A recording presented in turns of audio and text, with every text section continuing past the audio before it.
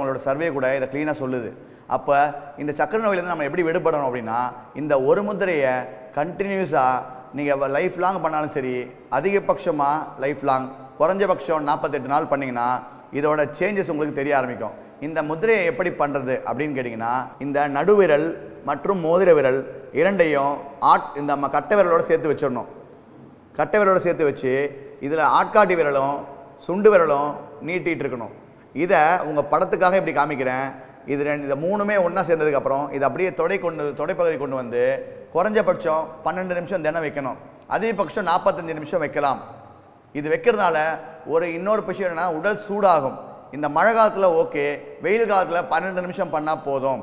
இந்த மாதிரி முத்திரையை செய்யும் போது, இதுக்கு பேர் அபான முத்திரை. இந்த முத்திரையை செய்வதனால நீரிழிவு நோய் கட்டுப்படும். எனக்கு தெரிஞ்ச என் வீட்டில் அருகிலோ என் அலுவலகத்தின் அருகிலோ இருக்கக்கூடிய சில நண்பர்களுக்கு இதை சொல்லிக் கொடுத்தேன். இன்று அவருடைய சுகர் என்ற அந்த நீரிழிவின் அளவு 220 280 போய் இப்பொழுது 140 130 என்ற அளவிற்கு வந்துள்ளது. இதற்கு அவர்கள் உதாரணமாக இதில் நீரிழிவு நோயை கட்டுப்படுத்தி மற்றவர்களும் இதை அவர்கள் சொல்லிக் கொடுக்கிறார்கள். இதன் மூலமாக அவர்கள் நீரிழிவு நோய் கட்டுப்படுவது என்பதை கண்கூடாக பார்த்ததனால் இதை உங்களுக்கும் சொல்லிக் கொள்கிறேன். நீங்களும் இதை செய்து இந்த அபான வாயுவால் உங்கள் சக்கரை நோயை கட்டுப்படுத்தலாம். இது சக்கரை நோயை மட்டும் கட்டுப்படுத்தவில்லை. சில பேருக்கு என்ன ஆகும்னா, செல்ஃப் கான்ஃபிடன்ஸ் என்ற தன்னம்பிக்கை வளராமல் இருக்கும்.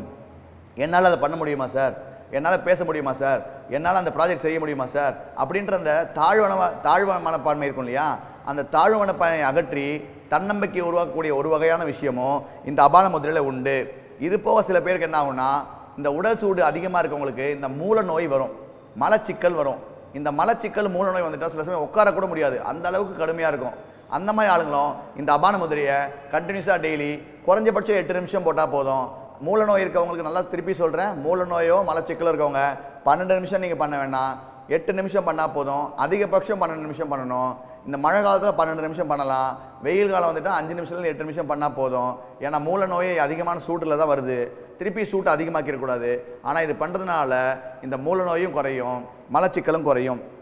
இது ஒரு பக்கம் இருக்கட்டும். அடுத்தது பக்கம் வந்தீங்கன்னா, ஈருக்குள்ளே சில நோய்கள் இருக்கும்.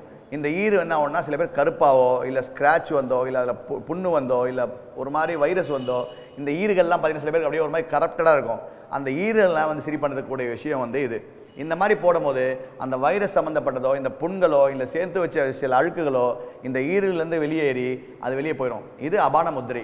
இதை நான் சொன்ன மாதிரி செஞ்சுக்கலாம். உட்கார பொசிஷனோ பத்மாசனத்தில் நீங்கள் உட்காந்துக்கலாம், இல்லை அர்த்த பத்மாசனம் உட்காரலாம். அர்த்த பத்மாசனம்னா என்ன, 2 கால்களையும் ஏற்கனவே சொன்ன மாதிரி நம்ம ஒரு யோகா பண்ணுற மாதிரி போட்டு உட்காந்துக்கிட்டோம்னா அது பத்மாசனம். இந்த காலை தூக்கி போட்டு அதுக்கு மேலே இந்த காலை தூக்கி போட்டோம்னா பத்மாசனம். இல்லை இதில் பாதி காலை மட்டும் எடுத்து போட்டு பாதி கால் சாதாரணமாக உட்காந்தா அர்த்த பத்மாசனம். அர்த்த பத்மாசனம்னா பாதி பத்மாசனம்னு அர்த்தம். இல்லைனா சுகாசனம். எனக்கு அதெல்லாம் பண்ண வராது சார், ரொம்ப கஷ்டம் சார், எனக்கு வயசாகி போச்சு, முதுகெல்லாம் வலிக்குது, எனக்கு 65 வயசு ஆயிடுச்சு, முதுகு தண்டு வீக்கு அப்படிலாம் நீங்கள் சொன்னீங்கன்னா சுகாசனம் சும்மா உட்காந்தா போதும். இல்லை சோஃபாவில் உட்காந்துக்கிட்டு பாதம் தரையில் படுற மாதிரி உட்காந்துக்கிட்டாலும் போதும். பண்ணக்கூடிய பொசிஷன் மட்டும் இப்படி வச்சுக்கிட்டு அதை தொடையில் வச்சுக்க வேண்டியதான் நம்மளோட வேலை. இதை பண்ணிங்கன்னா சரியாயிடும். இது நாமளாக பண்ணும்போது சுகர் ஏன் வருது, அந்த காலத்தில் சொல்லுவாங்க, தாத்தாக்கு சுகர் இருந்தால் பிள்ளைக்கு அப்பாவுக்கு வரும், அப்பாவுக்கு இருந்தால் பையனுக்கு வரும். இது பரம்பரை வியாதின்னுவாங்க.